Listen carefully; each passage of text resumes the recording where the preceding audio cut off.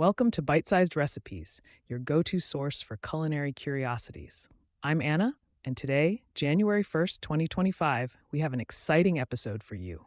Joining me is our amazing guest, Finn. How are you doing today, Finn?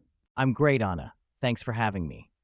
I'm really looking forward to diving into the delicious world of soups and all things cozy for this episode. Wonderful. Today, we're spotlighting a classic comfort dish with a delightful twist, Flädlesuppe. It's a traditional German soup that's rich in flavor and history. But before we get into the nitty-gritty, have you ever tried this soup before, Finn?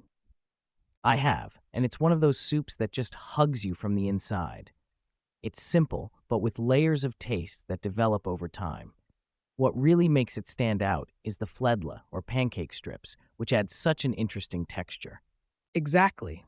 It's quite a straightforward yet unique recipe. Let's break it down for our listeners, starting with a bit of culinary context. Flädlesuppe has its roots in southern Germany and is often a star player during festive occasions and family gatherings. Yes, and that's largely due to its humble yet wholesome ingredients, right? We're talking about using beef bones and vegetables to craft a broth that's not just flavorful, but also incredibly nourishing. That's right, Finn. The broth serves as the backbone of this dish. You have these aromatic components like leeks, carrots, and parsley root that lend both sweetness and depth. And let's not forget the magic ingredient, the humble onion, skins included for a splash of color. Ah, the onion skins.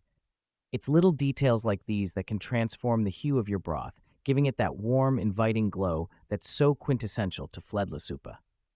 And the slow simmering process is key to coaxing out all the flavors, wouldn't you agree? Absolutely. The simmering allows all those ingredients to meld and marry over a couple of hours.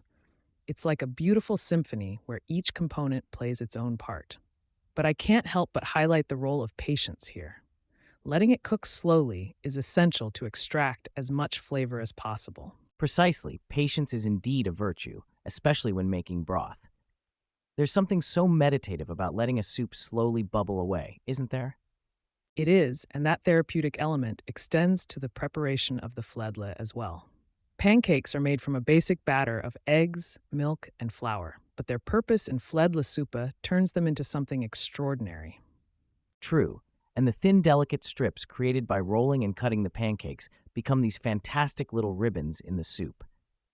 They add an unexpected texture that's both tender and slightly chewy, providing a hearty contrast to the broth. And those pancake strips are what set Flädlesuppe apart from your standard run-of-the-mill soups. Such a simple addition, yet so impactful. It's amazing how just a tweak, adding these Flädle, can transform the dish entirely. And for our listeners keen on trying this at home, don't worry if your first few attempts aren't perfect. It's all about practice. Exactly. Cooking is a journey, not a destination. Now, before we wrap up, let's quickly run through the ingredient list for those eager to recreate this dish. For the broth, you'll need some beef bones, soup meat, leeks, carrots, celery, parsley root, parsnip, flat leaf parsley, an onion, and a bit of salt.